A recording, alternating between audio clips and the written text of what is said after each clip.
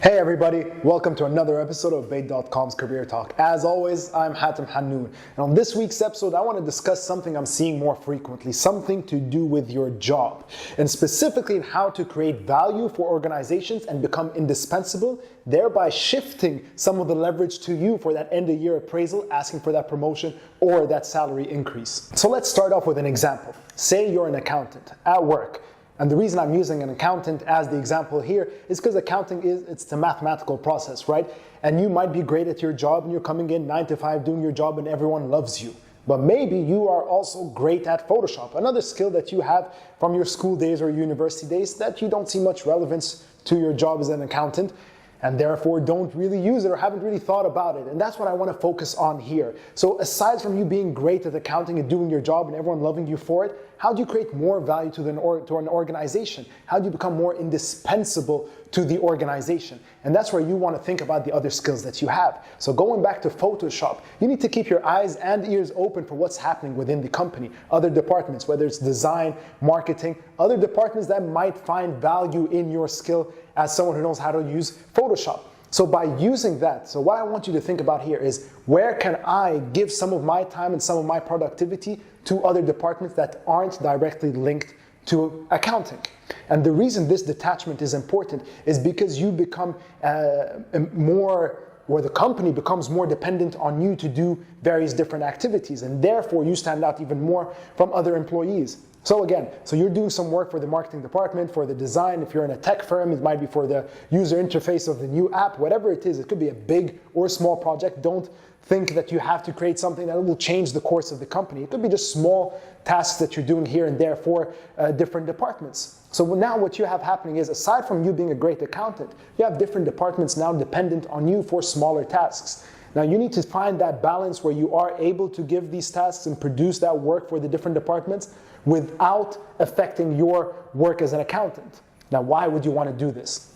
Now, you're not going to get paid for doing this immediately starting off. I'm going to do some work for the marketing department and I'm expecting to get paid for it. But this is an investment in your future. By doing work for different departments and having different people dependent on you, you become more indispensable to the organization.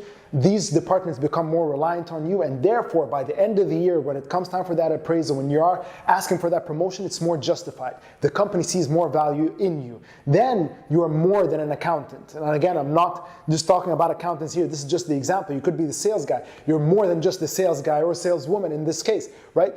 You want to be more than just your job, because then the company needs you more, and then in good times and bad times, you're harder to replace. You are more of a solid figure in that organization because you're doing so much more for other people. Now, let's take another example. You could be that salesperson, and you know the company does a lot of PR, they do a lot of work, and not many people are comfortable in front of the camera. And you are. So you might want to step up and start taking more of these roles. Start finding ways to step in front of the camera and represent the company. Now you've become the face of the organization, not just the salesperson, right?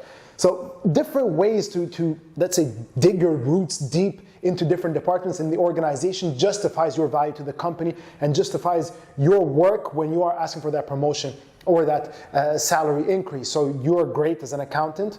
How many other accountants can also do the Photoshop work? A very few amount. If you're great at sales, how many salespeople are great at talking in front of a camera? A small amount. So how can you differentiate yourself and focus on the skill sets that you've previously ignored because they have no relation to what you do? And again, I'm going to focus on this fact of having skills that have no relation to your direct job, because again, if you're an accountant, again, using this accounting example, and you have another fantastic skill that adds to you being an accountant, chances are there's going to be someone else who has that skill set and has taken it to the next level as well.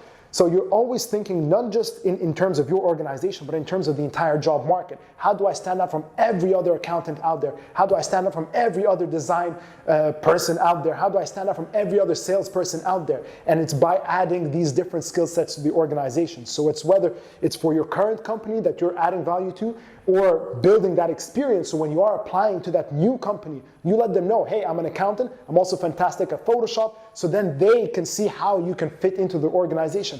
We do need someone for Photoshop, but just for such minor tasks, it's not worth hiring an entire person for. We need an accountant. This person fits in great with us. We can also use him or her for the Photoshop tasks. So again, these are just two different examples that have no relation to each other. Find what skills you have that have no direct link to your current job and maybe put a bit more thought, a bit more focus. It might be worth even taking some courses in your free time to enhance those skill sets and add further value to the organization so you become deeply entrenched in that organization and your value is solid to different departments, to different people, and everyone knows you in the company for being that person who's producing great work all the time in different respects. So it's just a thought that I wanted to share with you, not something I want to elaborate too much on. I think you can identify for yourself what skills you have and what you're great at, but focus on them and see how you can add value to the organization while keeping in mind not to affect your current work.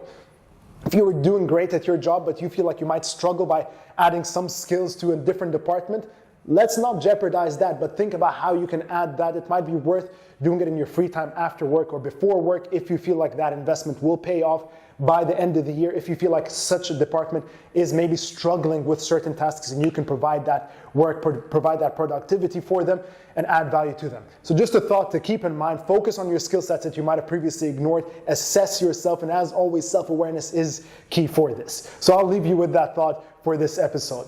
As always, we're here on YouTube every week with Career Talk. We're on Instagram, we're on Facebook for the latest. Leave your comments down below on this video. Let me know what you think about this approach, about creating more value for an organization. Do you agree that you should look to ways where you're not directly doing what your current job requires you to do? Or do you feel that you need to enhance what you're currently doing even further and producing even more work for your current department? Let me know. I'm excited. I'm interested to hear what your thoughts are. Let's start this discussion, and I'll see you next week on Bayt.com's Career Talk.